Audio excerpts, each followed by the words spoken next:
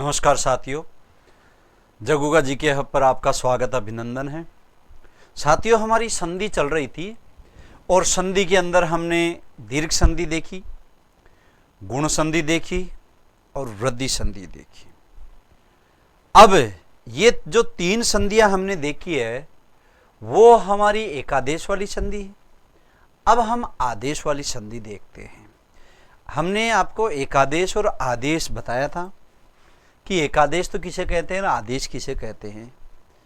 तो एकादेश उसे कहते हैं कि दो वर्णों के स्थान पर अगर एक वर्ण हो जाता है, दोनों वर्णों को उठाकर एक वर्ण अगर बन जाता है नया, समझिए बात, वह हमारा एकादेश कहलाता है। और एक ही वर्ण को उठाकर अगर मान लीजिए उसके स्थान पर अगर कोई दूसरा नया वर्ण बन जाता है तो उसे कहते हैं आदेश। तो अब है हमारी आदेश वाली संधि। तो ध्यान दो, हमारी यण संधि, बोलो जी कौन सी संधि है? यण संधि। कौन सी संधि है? यण संधि। ध्यान देना, यण संधि। देखो, संस्कृत के अंदर सूत्र चलता है परंतु हिंदी में सूत्र उत्र नहीं चलता है। संस्कृत में सूत्र चलता है इको यण ची, संस्कृत में सूत्र चलता है इको यण ची, परंतु हिंदी में ऐसा नहीं होता है। तो ध्यान दो, हमारे इस यण संधि के अंदर तीन नियम चलेंगे। बोलो कितने नियम चलेंगे? तीन। तो सबसे पहला ध्यान दो, सबसे पहला नियम ध्यान दो। देखो, ई के बाद असमान स्वर आता है, असमान स्वर आता है तो ई के स्थान पर यह हो जाता है। पहला नियम समझना, ई के बाद अगर असमान स्वर आता है तो ई के स्थान पर बोलो क्या हो जाता है? यह हो जाता है। दूसरा नियम देखो, फिर हम इनके उदाहरण देंगे। दूसरा नियम, ऊ के बाद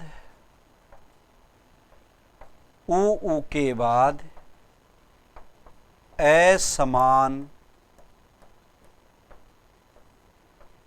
स्वर आता है, ऊ के बाद असमान स्वर आता है तो ऊ के स्थान पर बोलो क्या हो जाता है? वह हो जाता है। क्या हो जाता है जी? वह। ध्यान दो, ऊ के बाद असमान स्वर आता है तो ऊ के स्थान पर क्या हो जाता है? वह हो जाता है। क्लियर? तीसरा नियम देखो, तीसरा नियम, री के बाद अगर देखो री चाहे छोटा हो चाहे बड़ा, परंतु हिंदी में री छोटा ही चलता है। हिंदी में री छोटा ही चलता है, री छोटा हो चाहे बड़ा हो। एक अब ध्यान दे लेना कि छोटे और बड़े री की पहचान कैसे करें। अगर ये जो है, अगर इस जो रेखा है खड़ी पाई, इससे अगर नीचे नहीं आता है तो ये समझ लेना ये छोटा ऊ है, वो री है। तो क्या है? छोटा री। अगर यही अगर इस खड़ी पाई से अगर नीचे आ जाता है तो समझ लेना वह बड़ा री होता है। बोलो जी कौन सा री होता है? बड़ा री होता है। इसलिए ये हमारा छोटा री है और ये हमारा क्या है? बड़ा री है। बड़ा री हमारे हिंदी में नहीं चलता है, बड़ा री केवल संस्कृत में चलता है। क्लियर?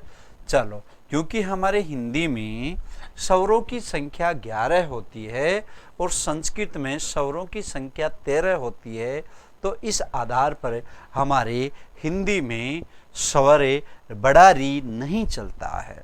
तो तीसरा नियम क्या कह रहा है कि री के बाद अगर कोई असमान स्वर आता है, री के बाद अगर कोई असमान स्वर आता है तो री के स्थान पर र हो जाता है। बोलो री के स्थान पर क्या हो जाता है? र हो जाता है। समझ गए बात? एक बार दोबारा देख लो, देखो, संधि में हमेशा नियम प्लस से पहले और प्लस के बाद लगता है, प्लस से पहले और प्लस के बाद लगता है, वही हमारी प्रधान संधि कहलाती है। जस्ट हमारे पास में नियम लगता है तो वह हमारी मुख्य संधि कहलाती है, प्रधान संधि कहलाती है। इस धन के आसपास नियम लगता है तो सबसे पहले हमारा है, अगर ई के बाद असमान, अब ये समझो असमान किसको कहेंगे। देखो, हमने उच्चारण स्थान देखे थे, उच्चारण स्थान वर्णों में अच्छी तरह देखा, संस्कृत में भी देखा, अपने हिंदी में भी मैंने बताया था। उच्चारण स्थान के आधार पर ही मालूम चलता है कि समान है कि असमान स्वर है। तो ई के ई दोनों समान है। क्यों है? क्योंकि ई का उच्चारण स्थान क्या है? तालु, और बड़ा ई का उच्चारण स्थान भी क्या है? तालु। तो सिर्फ ई को छोड़कर अब कोई भी स्वर आओ, ई को छोड़कर कोई भी स्वर आओ तो ई के स्थान पर यह हो जाता है। बोलो क्या हो जाता है? यह हो जाता है। समझ गए बात? ऐसे ही ऊ का उच्चारण स्थान क्या होता है? बोलो ऊ का उच्चारण स्थान बोलो क्या होता है? ओष्ठ। बोलो क्या होता है? ओष्ठ। ऊ का उच्चारण स्थान क्या होता है? ओष्ठ। तो ऊ को छोड़कर कोई भी स्वर आओ सामने, समझ गए बात? इनके साथ कोई भी अगर स्वर आओ ऊ को छोड़कर तो ऊ के स्थान पर वह हो जाता है। बोलो क्या हो जाता है? वह हो जाता है। ऊ के स्थान पर क्या हो जाता है? वह हो जाता है। तीसरा री। री का उच्चारण स्थान क्या है? ऋटुरसाणाम मूर्धा। समझे बात? ऋटुरसाणाम मूर्धा। तो लृतुलसानाम दंतः। समझे बात? ये सूत्र आपको बताए हुए हैं संस्कृत में। तो इसका उच्चारण स्थान मूर्धा। तो री को छोड़कर अगर कोई भी अगर स्वर आता है, बड़ा री नहीं, री को छोड़ दो, और उनके बाद में कोई भी स्वर आता है, देखो बड़ा री है उसका भी मूर्धा है, इसका छोटा है इसका भी मूर्धा है, इनको छोड़कर अगर कोई भी स्वर आता है तो री के स्थान पर बोलो क्या हो जाता है? रे। ऐसा नियम बनाया गया है शब्द रचना करने के लिए। व्याकरण में पाणिनि जी ने ऐसी व्याकरण बनाई, तो उन्होंने ये जो नियम बनाए उन्हीं के अनुसार अपन चल रहे हैं। बोलो क्लियर है? अब अपने इनके एक एक उदाहरण देखते हैं। क्लियर? चलो सबसे पहले हम ई के उदाहरण देख लेते हैं कि ई और ई के बाद असमान स्वर आता है, असमान स्वर आता है तो ई के स्थान पर ये हो जाता है। इसके उदाहरण देखने हैं। चलो जी, उदाहरण इति धन आदि,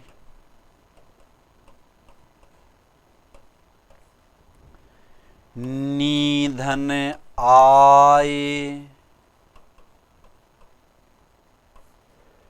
विधन आस,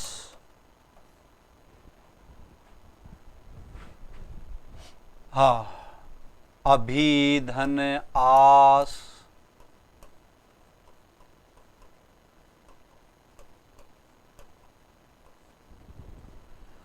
निधन ऊन,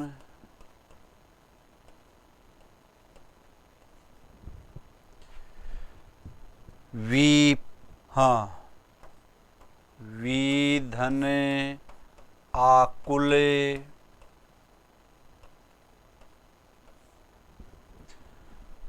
हाँ। अब शु के उदाहरण देख लो। चलो पहले ये समझ लो।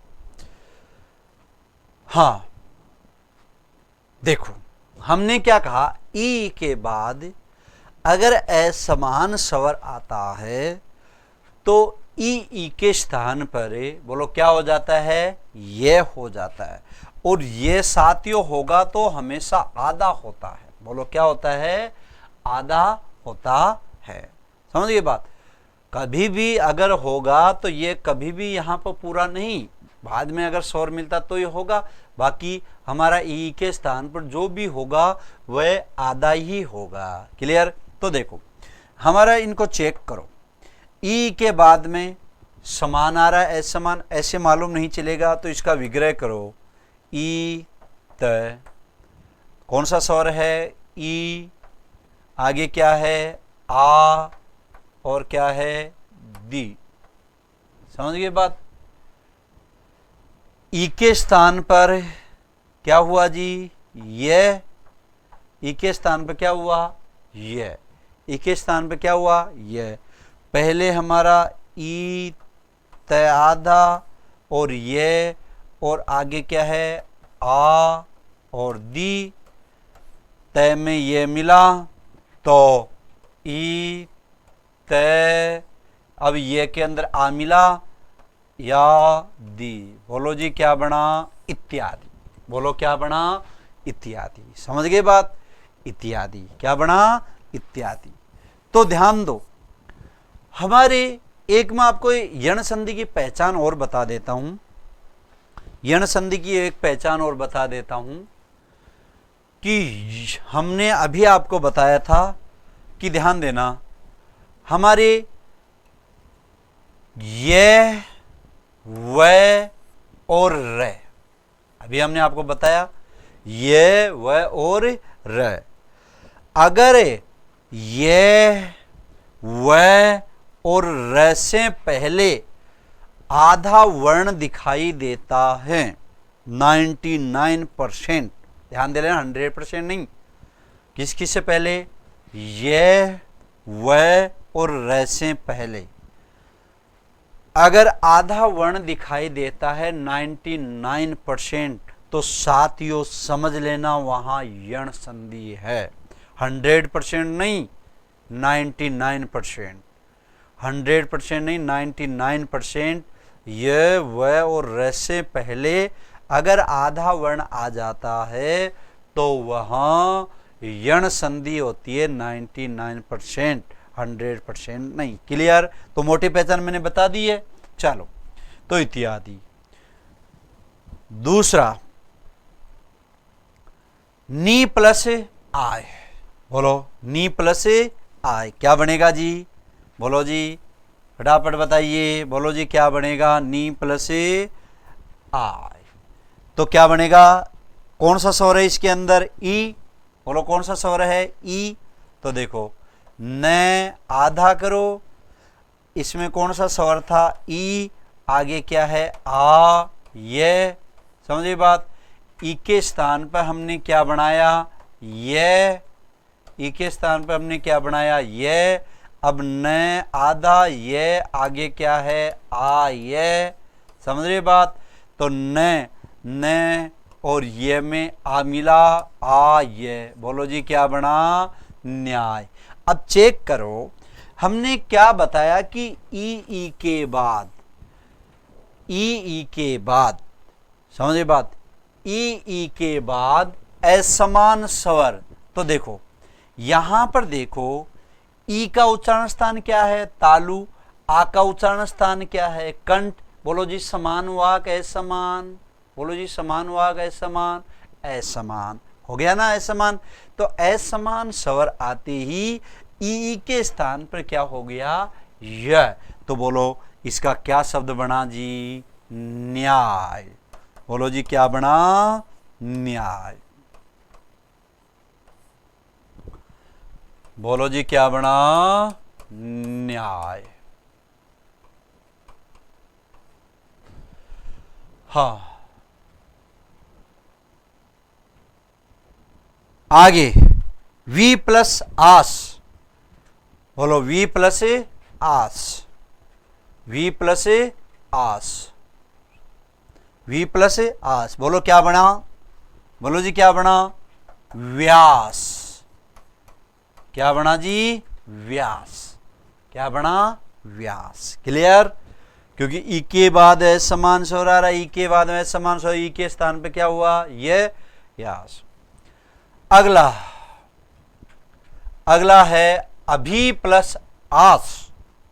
अभी प्लस आस। बोलो जी क्या बना? बोलो जी क्या बना? अभ्यास, अरे भय आधा उड़ गया, ई है और अभ्यास। और ले लो, कितने उदाहरण कितने ले लो, अधि धन आय,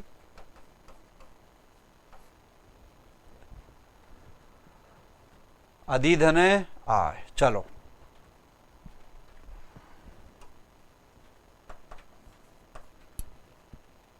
ध्यान दो,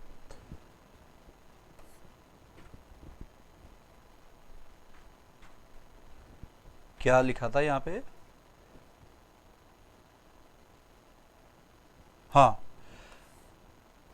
अभ्यास। अगला है नी प्लस ऊन, नी प्लस ऊन, नी प्लस ऊन, बोलो जी क्या बनेगा, न्यून। क्या बना, न्यून। वी प्लस आकुल, वी प्लस आकुल, बोलो जी क्या बना, बोलो जी व्याकुल। क्या बना जी, व्याकुल।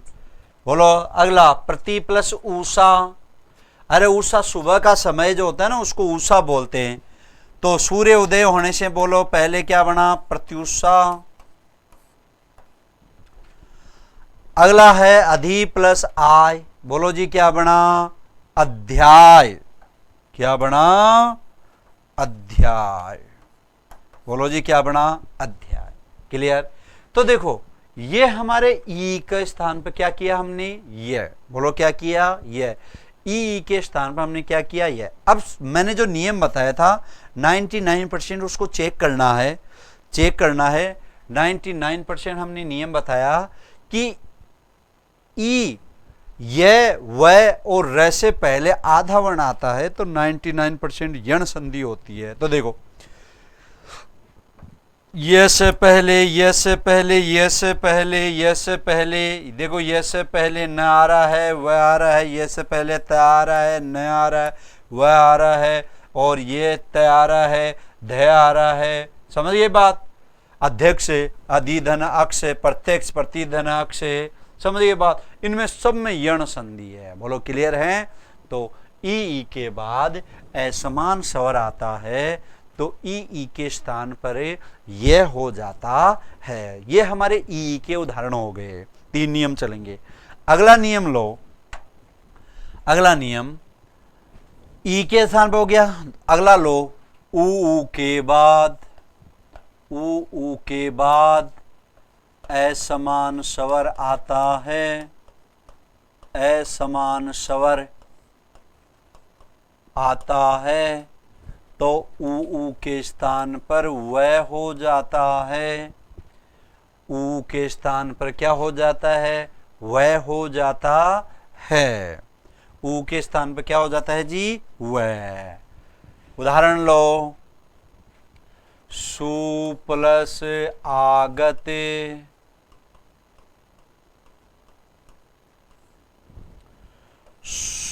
सुधन अच्छे,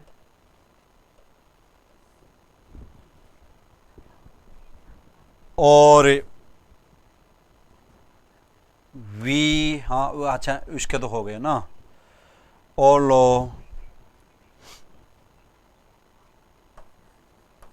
अच्छा, सु प्लस आगत, सुधन अच्छे, सुधन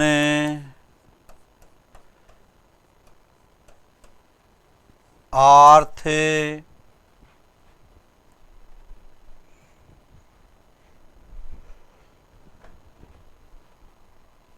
हाँ चलो। तो देखो ऊ के बाद असमान स्वर आता है। ऊ के बाद अगर असमान स्वर आता है तो ऊ के स्थान पर क्या हो जाता है, बोलो वह। और ले लो उदाहरण, और ले लो, ये लो साहब, गुरु धन उपदे, गुरु धन आज्ञा, समझ बात, वधु धन आगम,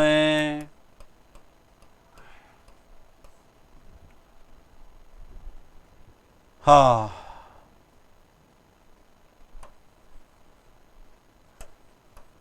धेनु धन आगम नदी धन ऐश्वर्य। उदाहरण कितने ले लेना भाई, उदाहरणों से वो नहीं है, उदाहरण अपन कितने भी ले सकते हैं। अच्छा ये तो इका लिख दिया, चलो इसको हाँ ध्यान दो। ऊ के बाद समान स्वर आता है, ऊ के स्थान पर क्या हो जाता है, बोलो बोलो, ऊ के स्थान पर क्या हो जाता है, वह। ऊ के स्थान पर क्या हो जाता है, वह। तो ध्यान दो, ऊ के बाद में समान आ रहा है, समान असमान, तो ये हमारा स आधा हो गया। आगे ऊ के स्थान पर क्या हुआ, देखो स ऊ आ गए त ऐसे हुआ। ऊ के स्थान पर हमारा क्या बना, वह आधा। ये हमारा स वह, आगे क्या है, आ गए त। समझ गए बात। स में वह मिला तो स्व, वह में आ मिला, वा गए त। बोलो जी क्या बना, स्वागत। बोलो जी क्या बना, स्वागत। समझ गए बात। दूसरा क्या बना, ये स्वागत बन गया। अगला क्या बना, स्वच्छ। वो ले लो, सुधन अल्प,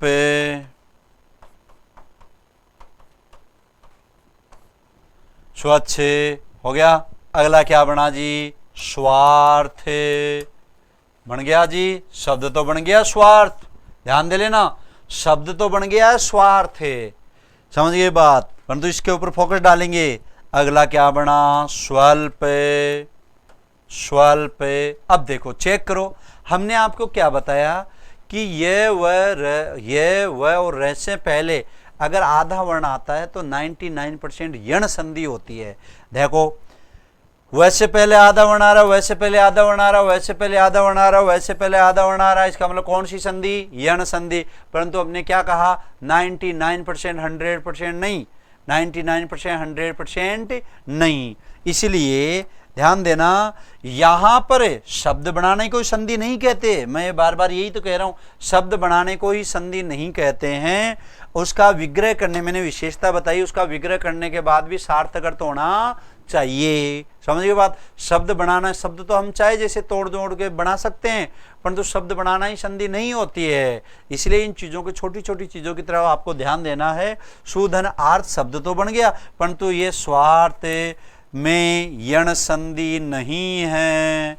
स्वार्थ शब्द में यण संधि नहीं है। आपको स तो दिखाई दे रहा है आधा वर्ण, समझ गए बात, परंतु ऐसे नहीं होता है। चलो तो इसका सही विग्रह क्या होगा, कौन सी संधि होगी, इसका सही अर्थ होगा, और सही संधि क्या होगा, स्वधन अर्थ। स्वधन अर्थ, दीर्घ संधि। स्व यानी स्वयं के अर्थ, यानी धन दौलत, जो स्वयं के लिए अर्थ धन दौलत या अपने लिए करता है उसको स्वार्थ कहते हैं। तो दीर्घ संधि अ और अ मिलकर क्या बना, आ, और क्या बना, बोलो स्वार्थ।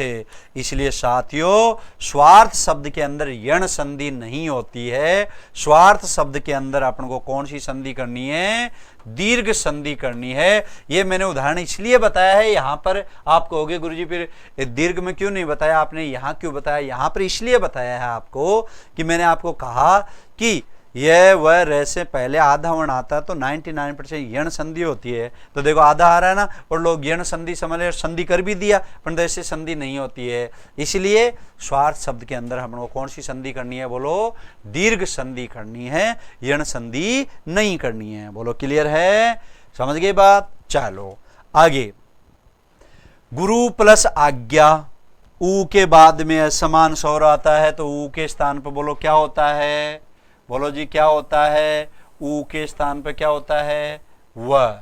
ऊ के स्थान पर क्या हो जाता है, वह। तो गु रे ऊ, आगे क्या है, आज्ञा, बोलो क्या है, आज्ञा। ऊ के स्थान पर बोलो क्या बना, वह। तो हमारा गु रे वह आज्ञा, अर्थ वही होता है, नया शब्द बन जाता है। अब इसके बाद में रे, आधा वर्ण के बाद में आधा ही आ रहा है तो इसी में मिलेगा, और इसके बाद में आगे क्या आ रहा है, स्वर आ रहा है, तो वह में स्वर मिला, वाज्ञा, और हमारा गु रे वह। अब ये ऊपर लग जाएगा तो बोलो जी क्या बना, गुरुवाज्ञा। क्या शब्द बना? गुरु आज्ञा। बोलो क्लियर है? अर्थ क्या हुआ? वही गुरु की आज्ञा। क्या शब्द बना? गुरु आज्ञा, गुरु की आज्ञा। क्लियर? आगे वधुआगम, वधुआगम यानी वधु का आना, वधुआगम यानी वधु का आना।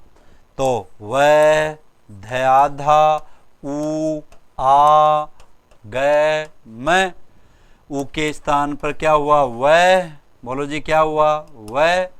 अब वह, ध, वह, आ, गए, मैं, वह में आ मिला तो वध्वागम। क्लियर? क्या बना जी? वध्वागम, वध्वागम।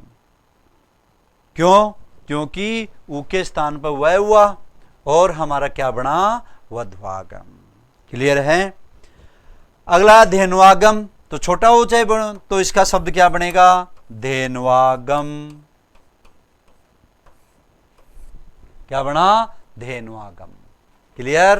धेनुवागम। तो हमारा ये हमारा ई का उदाहरण हो गया, ऊ का उदाहरण हो गया। अब हमारा री के उदाहरण देखते हैं कि तीसरा जो नियम है वह हमारा ये कह रहा है कि अगर री के बाद असमान स्वर आता है तो री के स्थान पर क्या हो जाता है? बोलो, र हो जाता है। ये देखना अपन को। तो तीसरा नियम देखो, तीसरा नियम, री के बाद असमान स्वर आता है,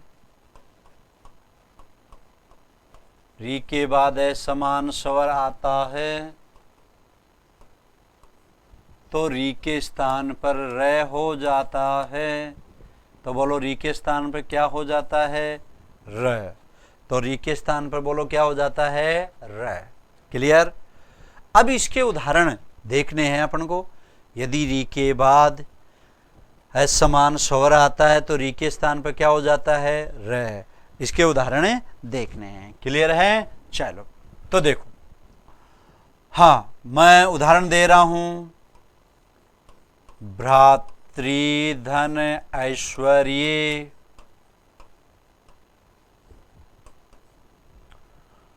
मातृधन आदेश,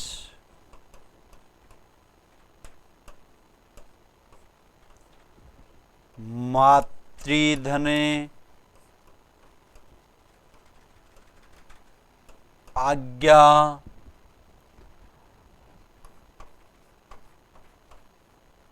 पितृधन आज्ञा,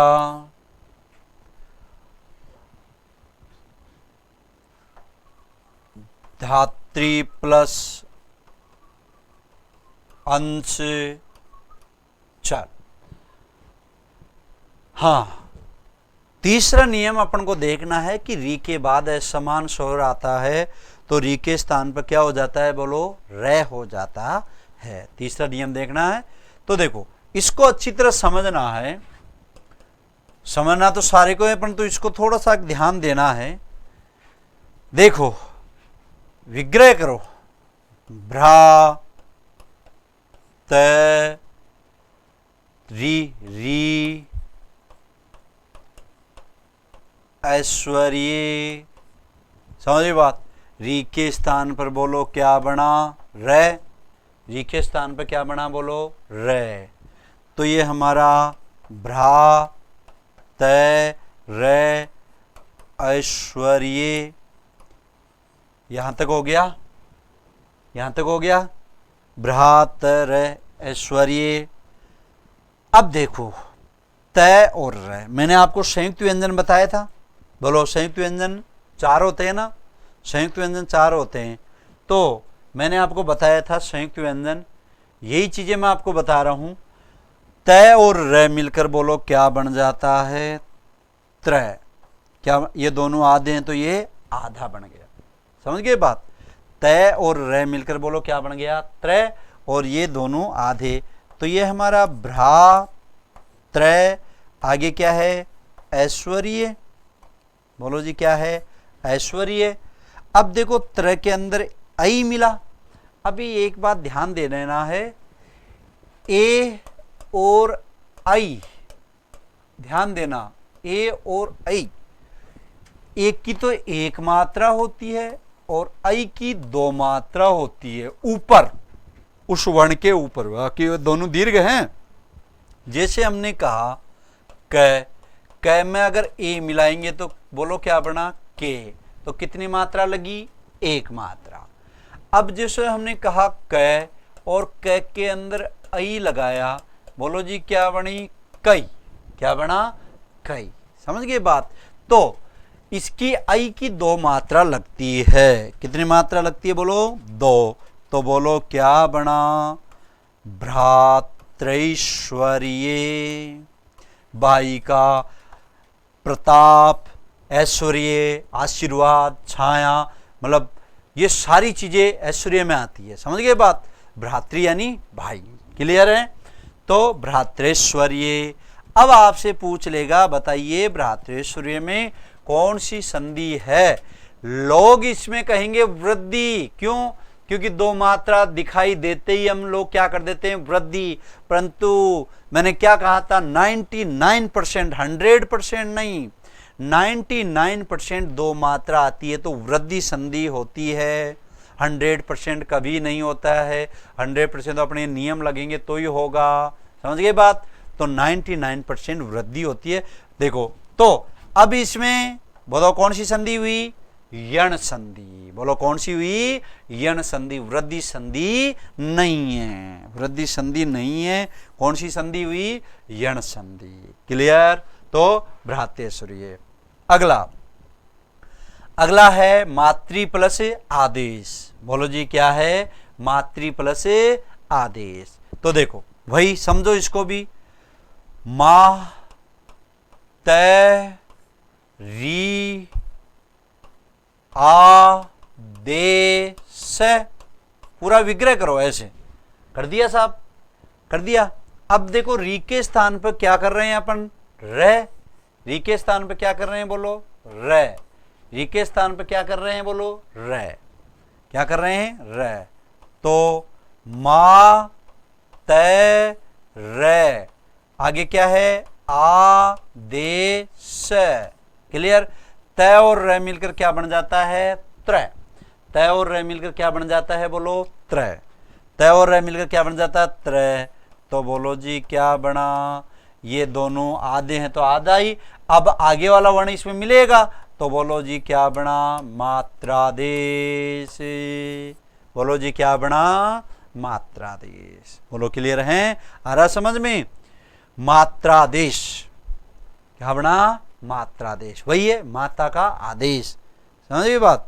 तो ये कैसे क्या बना, ये मैंने आपको वर्णों में बताया था कि तय और रे मिलकर त्रय बनता है, जय और ये मिलकर ज्ञ बनता है, ज्ञ, और स और रे मिलकर श्रय बनता है, क और स मिलकर क्षय बनता है, बताया ना।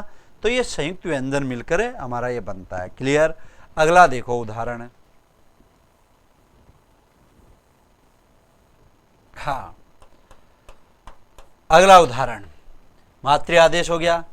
मातृ आज्ञा, तो बोलो जी मा त री आज्ञा। री के स्थान पर बोलो क्या बना, रे। तो हमारा बना मा त रे आज्ञा। तय और रे मिलकर क्या बना, त्रय। तो मात्र आज्ञा। अब सीधी सी बात है, त्रय के बाद में कोई भी हलंत वर्ण के बाद में अगर स्वर आता तो उसमें स्वाभाविक बात मिल जाता है। तो बोलो जी क्या बना, मात्राज्ञा। क्या बना, मात्राज्ञा। बोलो क्लियर है, क्या बना, मात्राज्ञा। क्लियर। अगला देखो, मात्राज्ञा हो गया। पितृधने आज्ञा। बोलो क्या है, पितृधने आज्ञा। तो बोलो क्या बनेगा, वही हलंत और रे, आगे क्या है, आज्ञा। क्या है जी, आज्ञा। तय और रय मिलकर क्या बना, त्रय, आधा बना, और पी त्रय, आगे क्या है, आज्ञा, त्रय के बाद में स्वर आ रहा है तो ये त्रा बन गया, पहले था पित्रा, आगे क्या है, ज्ञा, बोलो जी क्या बन गया, पित्राज्ञा, बोलो जी क्या बना, पित्राज्ञा। समझिए बात, क्या बना जी, पित्राज्ञा। क्लियर है।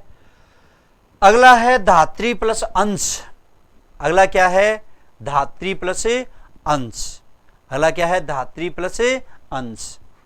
ब्रह्मा को अंश तो क्या बनेगा, इसको थोड़ा सा ध्यान दे लेना।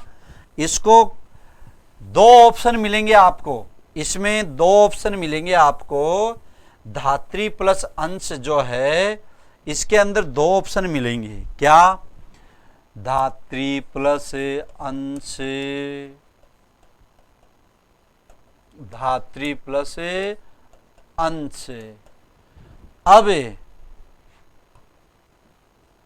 धात्रांश,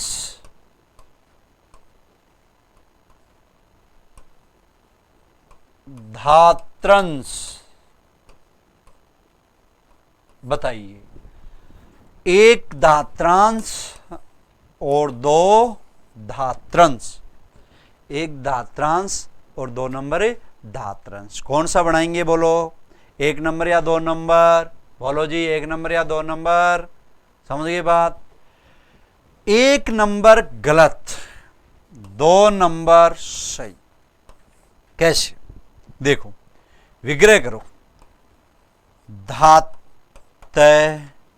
री अंश,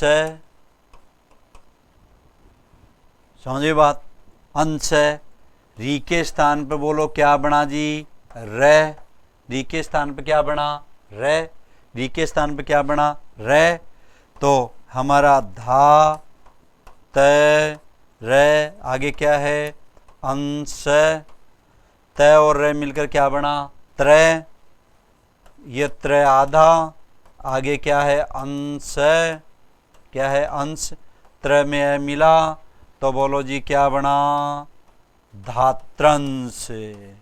क्या बना जी, धात्रंश। ब्रह्मा का रूप मानते हैं, ब्रह्मा को कहते हैं। तो ये धात्रांश आ की मात्रा वाला कहां से आया, ये बिल्कुल गलत, हमारा धात्रंश। बोलो क्लियर है क्या, है समझ में। ये हमारी कौन सी संधि थी बोलो, यण संधि। बोलो कौन सी संधि थी, यण संधि। तो देखो हमने यण संधि में जो तीन नियम है, ई के स्थान पर यह हो जाता है, ऊ के स्थान पर वह हो जाता है, री के स्थान पर रह हो जाता है, ये तीनों नियम हमने देख लिए, इनके उदाहरण भी देखे हैं। और साथियों खूब प्रैक्टिस करो घर पे। समझे बात, आपके पास नोट्स भी हैं, कोई किताबें भी होंगी, उनमें खूब उदाहरण दिए हुए हैं। सिर्फ केवल और केवल आपको नियमों को ध्यान में रखना है, उदाहरणों को जिंदगी में कभी भी रट्टा नहीं मारना है, क्योंकि एक नियम के अंदर कई हजारों उदाहरण बनते हैं, तो उदाहरण कितने रट्टा मारोगे, समझ रहे हो बात। उदाहरणों को कभी रट्टा नहीं मारना है, उदाहरण सिर्फ प्रैक्टिस के लिए होते हैं। आप उन उदाहरणों को देखो, अपने नियम के अकॉर्डिंग उन पे लागू करो और देखें बन रहा है नहीं बन रहा। फिर भी अगर कोई नहीं बन रहा तो आराम से आप हमें पूछ सकते हो, कोई दिक्कत नहीं है, आराम से कभी भी पूछो, ऑनलाइन में पूछो, ऑफलाइन में पूछो, समझे बात, मोबाइल पे फ़ोन करके पूछ लो, कोई समझ में नहीं है तो आराम से। परंतु जितनी आप लोग प्रैक्टिस करोगे उतना ही आप सीख पाओगे, अन्यथा ये व्याकरण है, ये रट्टा मारने की चीज नहीं है, ये समझने की चीजें हैं। तो क्लियर है, तो ध्यान दो। यण संधि के हमने तीन नियम देखे, समझिए बात, तीनों नियमों के उदाहरण भी देख लिए। अब अगली संधि है अयादी संधि। बोलो कौन सी संधि है, अयादी संधि। तो अयादी संधि को अपन लेकर आएंगे अगली क्लास में। तब तक के लिए नमस्कार जी, बहुत बहुत धन्यवाद।